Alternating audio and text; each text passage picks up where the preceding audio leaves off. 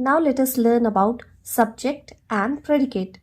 The name of the person or thing we speak about is called the subject. Also, a person or a thing that is doing the action is called a subject. It may be a word or a group of words and does the work of a noun. What is predicate?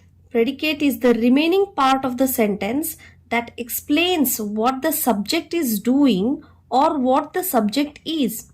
It contains the verb, objects, and other elements. Now let us identify the subject and predicate in these sentences. Sarala is a very cute girl. Here, Sarala is subject because we are speaking about Sarala. So Sarala becomes subject. Is a very cute girl is remaining part of the sentence which becomes a predicate and it also contains a verb. Hari was eating food. Here we are speaking about Hari and Hari also does the action of eating food. So Hari becomes subject and was eating food becomes predicate. The sun rises in the east. So we are speaking about the sun rises in the east is the remaining part of the sentence which is predicate. The sun is subject. All roads lead to Rome. Here we are speaking about all roads. So all roads becomes subject. Lead to Rome becomes predicate. So India is my country.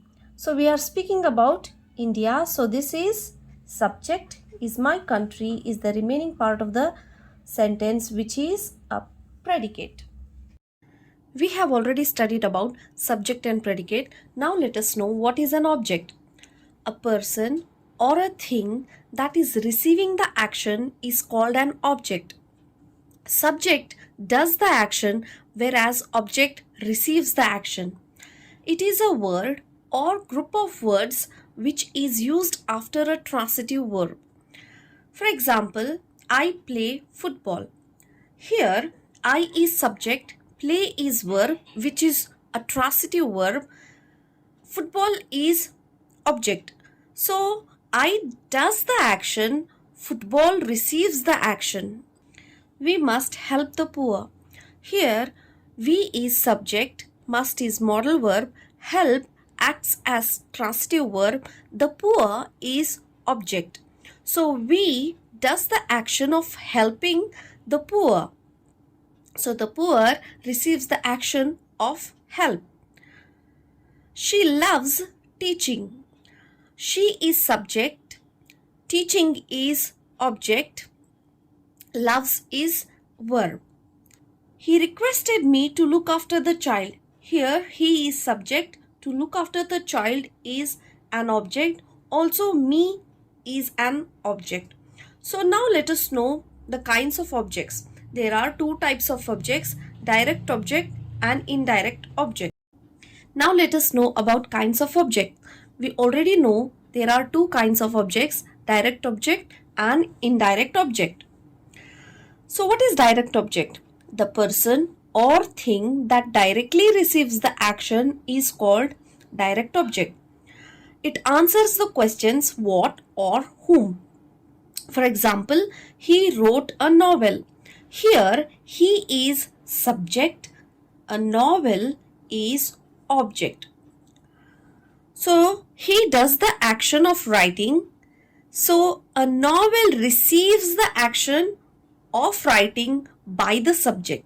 So, how to identify which one is the direct object? So, we have to apply this question, what or whom. So, when I make the question by using what did he write? I get the answer, a novel. So, which is a direct object. So, Radha invited Sham. Here, Radha is subject and Sham is object. So, invited is verb. Radha does the action of inviting Sham. Sham receives the action of inviting by Radha. So, let us use the question whom did Radha invite? So we get the answer Sham. Now let us know about indirect object. Indirect object receives the direct object. It answers the question for whom or to whom. For example, I gave him a letter. In this sentence, I is subject, gave is verb. So a letter is direct object. Let us make a question from the word what. What did I give him? The answer is a letter. So a letter is direct object.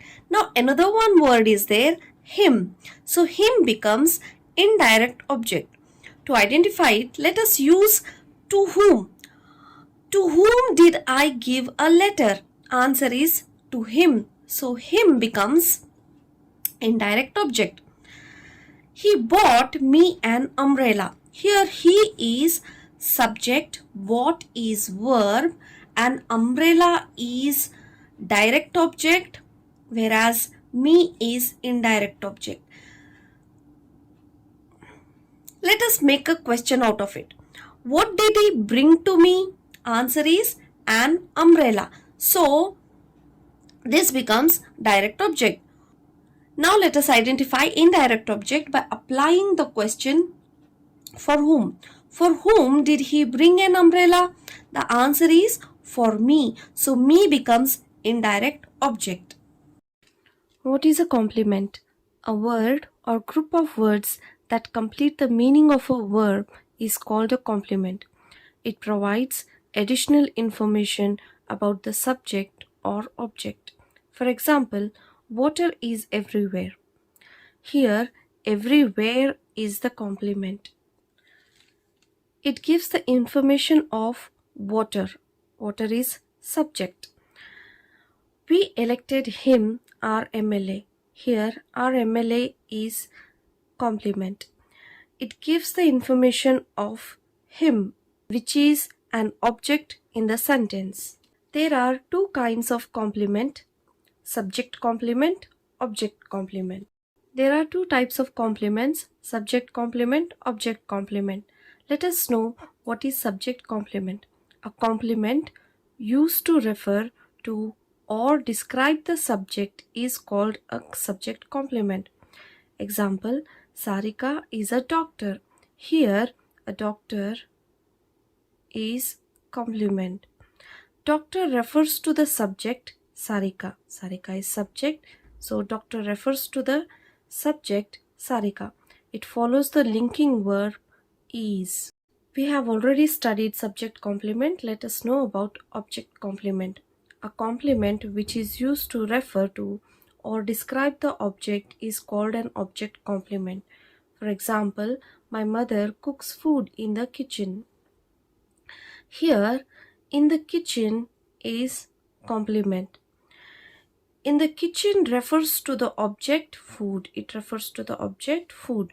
It takes the action verb cooks. Thank you for watching. Subscribe to Cognitive Content.